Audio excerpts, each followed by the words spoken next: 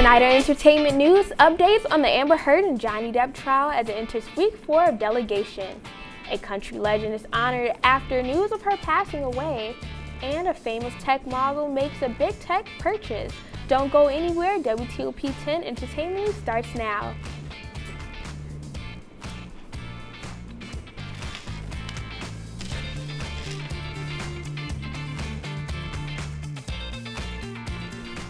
Welcome back to Entertainment News. I'm here with my lovely panelists, Kanaya Mabry and Jeremy Lynch. How are you guys doing today? I'm feeling good. Feeling good as you should. How are you feling, Jeremy? I'm feeling good tonight. Yay, as you should. Yes, doing well, getting ready to finish up the semester. Yep. Well, happy Sunday. Let's start right into the news. After calling out Twitter for its speech guidelines, Elon Musk has decided to take matters into his own hands. The founder of Tesla has announced that he will be purchasing Twitter for $44 billion, a deal that will take the platform private and off the stock market. In explaining his reasoning behind the big purchase, Musk said, quote, "Free speech is the bedrock of a functioning democracy, and Twitter is the digital town square where matters vital to the future of humanity are debated. Twitter has tremendous potential, and I look forward to working with the company and the community of users to unlock it," end quote. Musk was considering joining the board of directors for Twitter, but ultimately decided to buy the company outright. James Corden announced that after almost an 8-year run as host of the Late Late Night Show, he plans on vacating his seat on the Late Late Show in 2023. He says that he's enjoyed this journey, but he never intended for it to be his final destination, and he doesn't want the show to overstay its welcome. He plans to go out with a big bang in his last year as host. Another great week for the box office as the summer season is right around the corner. With a single major new movie opening this weekend, which movie won the weekend box office? Rick Damiagella has the countdown. Mrs. Wang, hello? Everything Everywhere All at Once climbed from 6th place into the top 5 this weekend on ticket sales of $5.5 million. The Northman pillaged its way to a repeat at 4th place with $6.3 million, while Fantastic Beasts: The Secrets of Dumbledore held on to number 3 with $8.3 million. Yeah! I make this look good! The Spiny Blue Speedster and his friends continued their hold on 2nd place as Sonic the Hedgehog 2 raced off with $11.4 million. That brings the sequel based on the video game to a 4-weekend total of $161 million. Chief, you want some cake? You seem a little hangry. DreamWorks' animated adventure The Bad Guys continued their capers at number 1 for the 2nd week in a row, making off with $16.1 million and bringing their 2-week haul to $44.4 million. In Hollywood, I'm Rick Damiagella. Check this movie out in theaters before it's too late. Director Olivia Wilde was served legal documents in a manila envelope while presenting her new film, Don't Worry Darling, at CinemaCon in Las Vegas. Since the events took place, the director of this CinemaCon has been reevaluating their security measures since the incident. The legal documents have to deal with Olivia Wilde's 2 children with her ex-fiancé, Jason Sudeikis. Wilde was heard saying, quote, "Okay, got it, thank you," unquote, and went on presenting her film to the audience.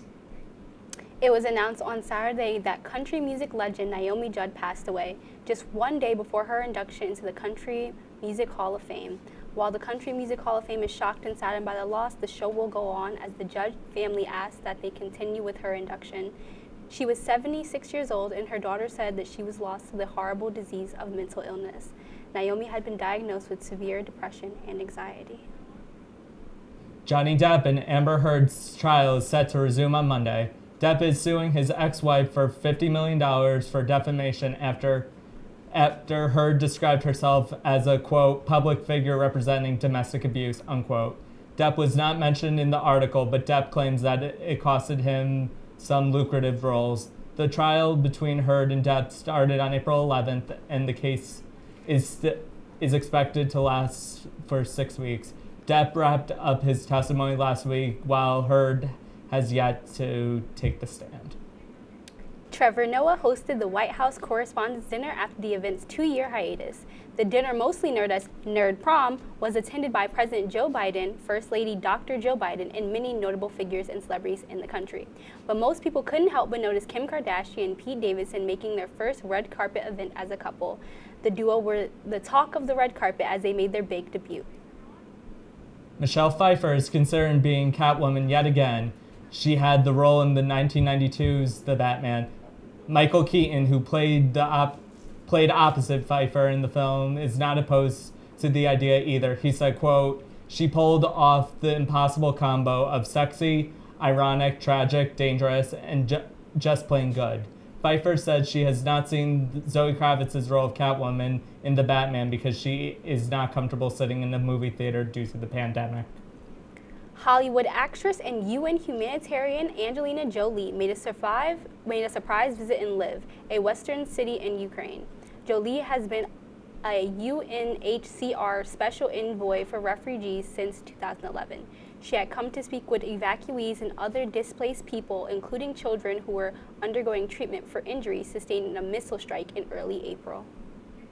Bill Murray is speaking out about the incident that halted the production of the movie Being Mortal. Murray explains that he and the woman had a difference of opinions on set. Murray thought that he was doing something funny and the woman did not seem to think so. The company and the movie studio decided to halt the production to see if Murray's action was appropriate or not. The woman and Murray are trying to work through these issues. Longtime talk show host Andy Cohen welcomed his new baby girl who was born via surrogate. He says that her big brother, who was also born via surrogate, is very excited to meet her. He said a special thanks to his rock star surrogate and all surrogates who make people's dreams come true. Family means everything to him, and having children of his own is something he wanted in his heart for a long time. Matea Roach is now one of the youngest Jeopardy super champions. This means that Roach is now among the top 10 contestants for both consecutive victories and regular season winnings in Jeopardy history. The 23-year-old has won 19 straight games and over $460,000 during her winning streak. She has an accuracy rating of 92%. She also has the longest winning streak of any Canadian who has been on the show so far, according to Good Morning America's Robin Roberts.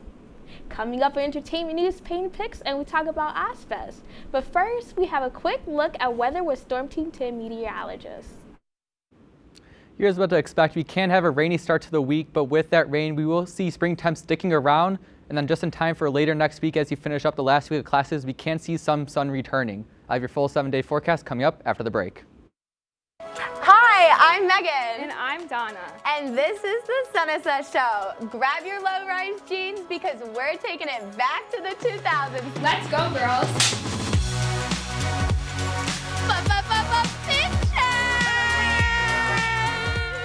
Uggs and low-rise jeans. Together. One of the boys, boy. Sorry, it's my agent. He told me that you're canceled. Shebangy, shebangy, shebangy.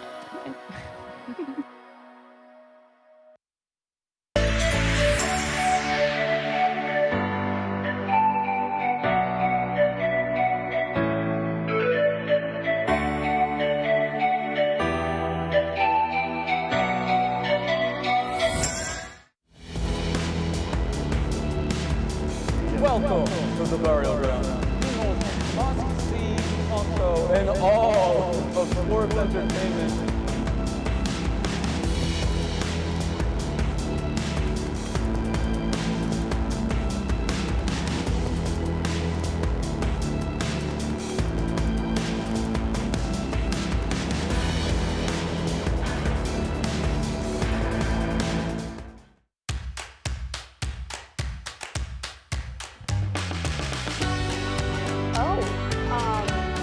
Welcome back to the Kind of Lake Show, where we talk about anything and everything going on in our lives and yours. Well, my birthday was November 13th, so it's been quite some time. I think at the end we saw him get up. I did that. I can't. It's a winner, and I did bring a sweater for everyone. There you go! I know your dreams.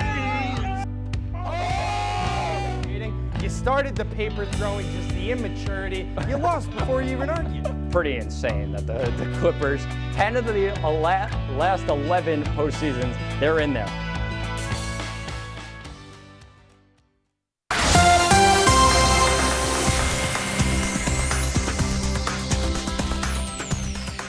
Welcome back to W2OP. I'm your Storm Team 10 meteorologist, Evan Biedron, and here's what to expect as you head into the week. We can see a rainy start to the week, but with that rain, we can see spring temperatures sticking around, but just in time for the last week of classes, we can see the sun returning later in the week. And a quick look at your satellite, we can see those clouds that moved through the area earlier today through western New York, bringing that rain. We'll move through the area overnight, bringing some rain showers, and then just in time for tomorrow morning, we will see some more rain sticking around the area before eventually dissipating and just becoming cloudy. And here's a look at your radar. We can, as I previously mentioned, that rain moving across the lake closer to Oswego. We will have that rain overnight, and into tomorrow morning, we can see that rain sticking around. And a quick look at tonight's forecast. We can see rain showers. They won't be sticking around for long as those clouds will be moving to the area, decreasing that chance for rain. Temperatures will be in the lower 50s with winds southeast at 8 to 10 miles per hour. Not too windy, so if you're going to be taking a walk out tonight, make sure to take a rain jacket and maybe an umbrella out with you. And for tomorrow's forecast, we can't see that light rain, only for the morning though. As you move in later into the afternoon, we can't see those clouds moving through the area. Your temperatures will be in the high 50s, not quite reaching 60 degrees due to that wind, which is south at 5 to 9 miles per hour. And for your tracking temperatures and rain chances, we can see on Tuesday, we will have a high temperature of 64, but with that high temperature, we can see rain chances in the 50% region. And as we move into Wednesday, we can see those rain chances increase, but with temperatures decreasing. Speaking of Wednesday, we also may have a thunderstorm roll through the area. So if you're thinking about going outside, maybe best to stick inside for that day. And as you move into Thursday and the rest of the week, we can see those temperatures start to level off around that 55 degree mark with rain chances sticking below 50%. And as you take a look at your 7-day forecast, we can see on Monday, we do have that chance for rain with temperatures in the high 50s, not quite reaching 60. As we move into Tuesday, that rain will move out of the area with temperatures being in the mid 60s. Some spotty sun, but we will have those clouds still sticking in the area. And as I previously mentioned, on Wednesday, we will have those thunderstorms moving through the area with your temperatures in the upper 50s. And as you take a quick look at the rest of your week, we can see on Thursday those clouds will be sticking around, but more sunshine moving through the area with temperatures in the low 60s. Could be a little lower depending on the wind. And then as you move into Friday, Saturday, and Sunday, we can see those temperatures sticking in those upper 50s, low 60s, with those spotty clouds in the area and some sunshine in the area. Back to you guys at the desk.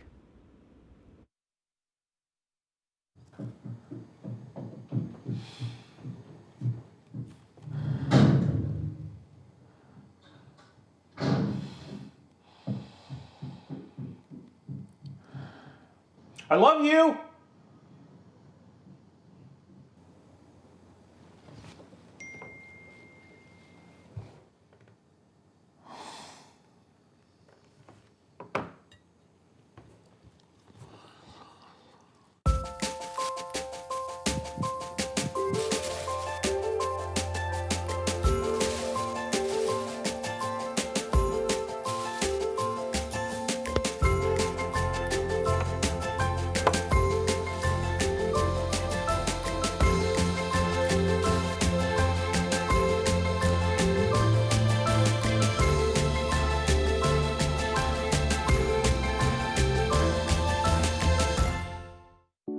When it comes to making plans, you are the best. Remember the best planned 90 minutes of your life? Or that surprise party for your parents' golden anniversary? You get the golden planning. The same way you plan each detail for those moments, start planning to protect you and your loved ones from a natural disaster. Sign up for local weather and emergency alerts. Prepare an emergency kit and make a family communications plan. Protecting your family is the best plan you can make. Hey, can you chop the pineapple? Chop the pineapple.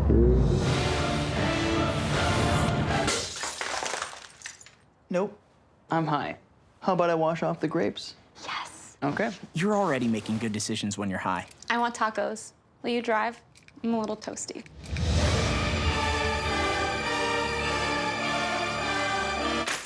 Nope. I'm high. Let's order in. Don't make an exception when it comes to driving. If you feel different, you drive different.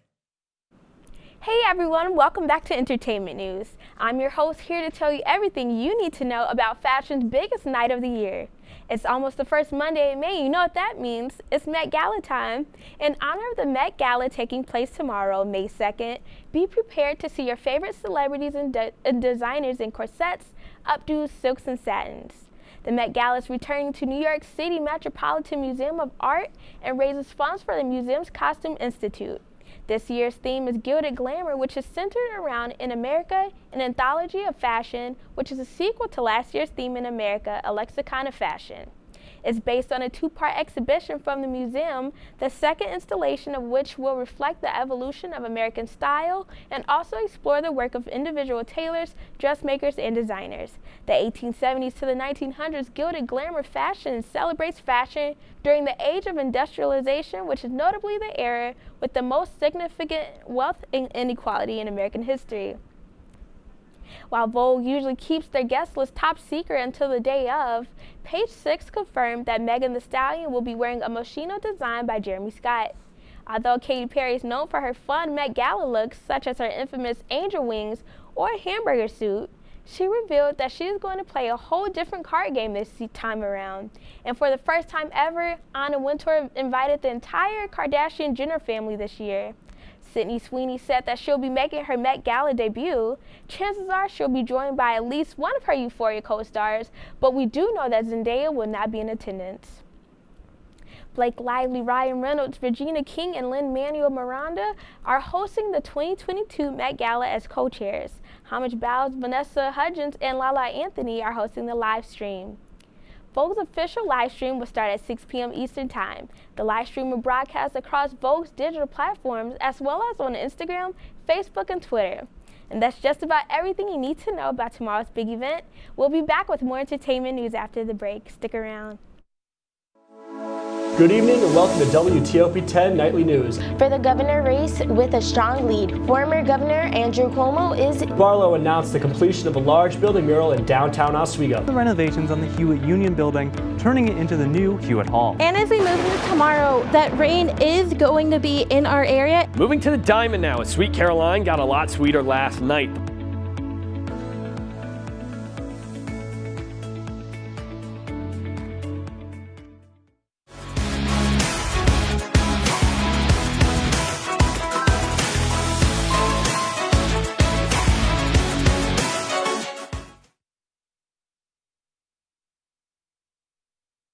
Major Discussions is the new show that explores the stories of students right here on campus. I personally came here to SUNY Oswego for the broadcasting program because I love to hear people's stories and to do work just like this.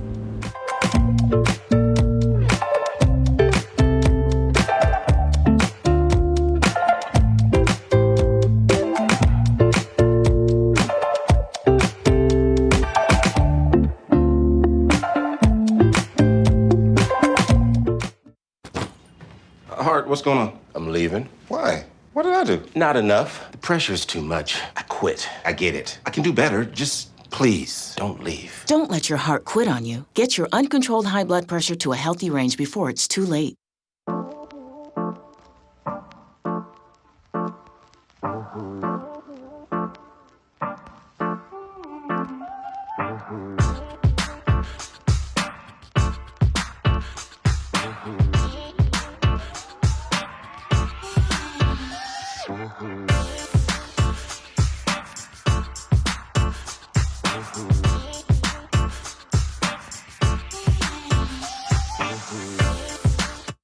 Welcome back to WTOP 10 Entertainment News. Let's jump right back into some action. With SUNY Oswego's annual Ozfest making a return this upcoming Friday, the concert's lineup has been the talk of campus recently. Breakout star singer and songwriter Ari Lennox is set to headline the campus event with B-Love and Angelo Moda as featured performers.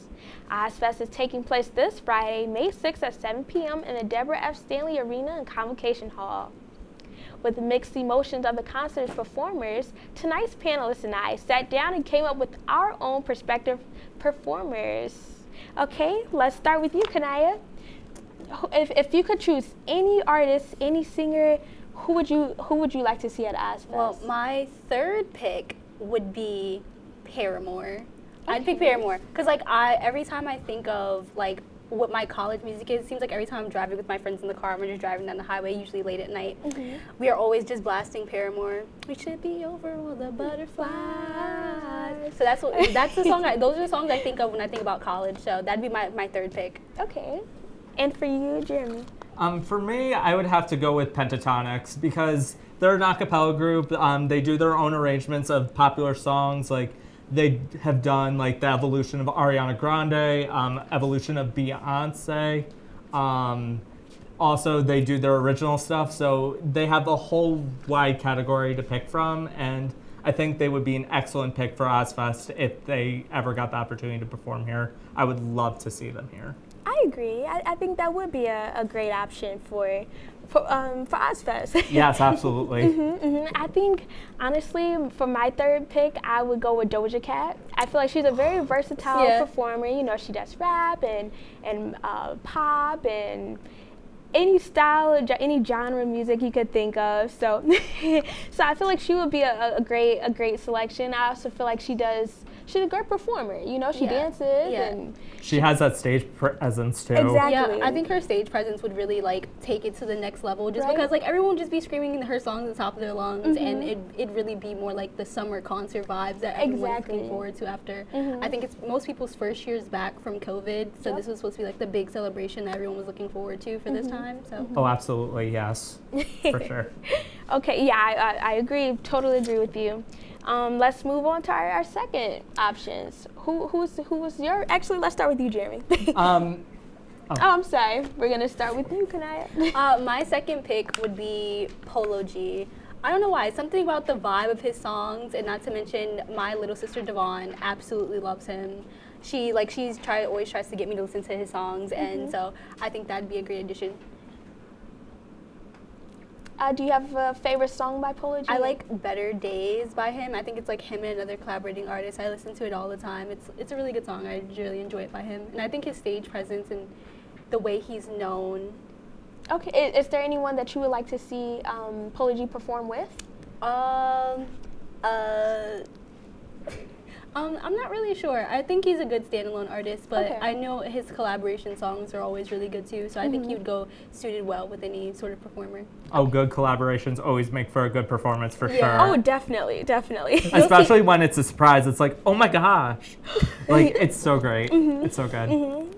Who would you like to see as a second option? Honestly, I would love to see Idina Menzel. Most people know her as Elsa from Frozen, but she's done a lot of other stuff. She has original music. She has her musical theater music, and I think it'd be a great way to like defy of a different music taste, because it's not only just pop music, it's show tunes, and not everyone likes rap or R&B music. So I think it'd be a nice switch off for those people who want a diversified music taste. Okay, do you have a favorite song by Idina? I honestly love her song Queen of Swords. The high note she hits at the end just gets me every time, gives me chills, and if she hits that live when performing at Ozfest, everyone's gonna be screaming. Everyone's gonna have a good time. I actually seen Frozen 2 for like the first time like yesterday. Really? I finally watched it. It was like nothing. I'm gonna be real, I expected her to be like, I always heard about this honeydew, honey melon character who's supposed to be like Elsa's love interest, but apparently Twitter just made that up. So I was watching the whole Casual movie. Twitter. I was watching the whole movie waiting for her to show up, and then I was like to my friend, like, so where's honey melon? And they're like, oh yeah, she was there, but that Twitter made that up. And I was like, thanks, Twitter. Wow. Thanks, Twitter. Thanks a lot, Elon Musk. No, literally, yeah, I would definitely blame Elon for all of Twitter's new problems. Yes, for sure. Speaking of, I know you mentioned Polo G.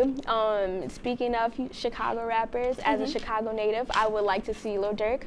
I love all genres of music, but I feel like rap and hip hop, drill music, all has like a special place in my heart. Also, Lil Durk, I know he recently performed in Syracuse not too long ago. I know that last semester he performed at Albany, so I feel like, why not Oswego? Come on, Oswego. He's right there. He's right, we're right You're here. so close. You're so close. Literally, You're so close. but yeah, Lil Durk definitely has a special place in my heart, so I would love to see him in concert. Let's move. Oh, I'm sorry. I was gonna ask, what's your favorite song? Oh man, wow. I don't have. I have so many I have so many favorite Lil Durk songs. I think my number one, actually, I listened to it this morning, is "Kinda Crazy." Ooh. Yeah. You should watch the music video. Oh, I'll definitely check them out. Yeah, definitely. I listen to anything, so okay. I'll take a look. Yeah, and watch the music video when you do. So yeah, I feel like it adds to the song, definitely. Okay, sure. moving on, let's move to our first choices. Very happy about this. My Drum first roll. choice, now that you guys mentioned collaborations, mine would be Jack Harlow and Lil Nas X to perform Industry Baby. Jack Harlow could perform his new song, First Class. If they were here, Ozfest would be absolutely lit. I know me and my friends, we absolutely love listening to Lil Nas X. He almost never has a bad song. I'm be honest, I don't think he can make a bad song. And then y'all see Jack Harlow, Twitter's official white boy of the month. He could really come up, do his own thing. That'd be my favorite collaboration. If we could get them here, Ozfest would be lit. Yeah, I could see you in the front row, like, it's literally the whole concert is just me screaming at them. They'll be here just for you. As you should. Exactly. That's what makes concerts fun. Is just the energy of everybody around you, all there for the same reason. Concerts are amazing. Yeah. I love them. Also, I'm sorry. I'm just happy concerts are finally coming back. Yeah, I haven't been to my first concert. I've only ever been to one by one of my favorite bands, AJR. Me and my friends, we found the tickets and we went, and that was like my first ever concert. I was in my sophomore year of high school. My mom let me go with myself. I was so excited. Wow. Got home at 12 a.m. We love a good concert experience. Yes, we love a good concert experience. Yes, for sure. Moving to you, Jeremy. Who would you like to see? Obviously, anyone who knows me knows I'm going to say it's Ariana Grande. Of course. Her stage presence, her vocals, her dancing, it's always a good time. I've seen her live 2 times. I saw her in 2015 and 2019, and just her energy, she fills the room. She's always excited to perform, and just hearing her live is just, she's amazing live too, which makes it even better. So having her perform at Ozfest, I know it's so out there, would never happen, but in my ideal situation, Ariana Grande, please. Ariana, if you're listening, please come to Oswego. Thank you. I love agree. her. I've never seen Ariana in live, but I've seen like videos of her concerts. And I love them I feel like it's so definitely an experience. But oh yes. Moving on to my favorite. Let's get a drum roll, please. Beyonce, please. I know it's impossible. I know. She's very expensive, but she is my favorite all-time singer. She dances. She does everything. So I've seen a lot of different artists in the concert. I've seen Travis Scott. I've seen Kanye West. I've seen Drake. I've seen Future. I've seen almost any artist you could think of, but Beyonce. I've never seen Beyonce in concert yet, and I would like to see her. I know asking her to come to Oswego for Ozfest might be a little reach, but it's okay. Hey, it's okay. If you're listening, Beyonce, Queen Bee, I'm here. They said we were allowed to be delusional with our choices, and they took it to the extreme. But so that wraps up our special Ozfest performers. Thank you for watching.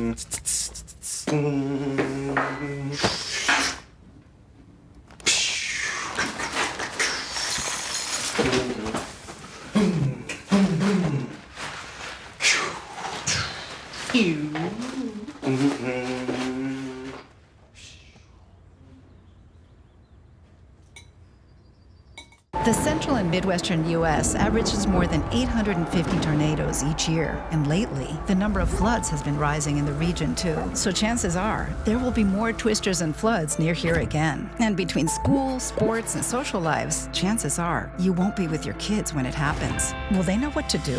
Ready.gov/kids has all the educational tools and information to make the conversation easy.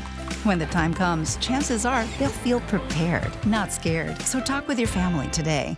When I was in foster care, I never knew when I would have to move. So I always had my suitcase ready to go. Then one day, I was adopted. My new parents opened their hearts and home to me. My parents cook my favorite breakfast for me every morning. My parents take me on trips I never thought I would go on. They gave me a home and an even better reason to use that suitcase. My parents aren't perfect,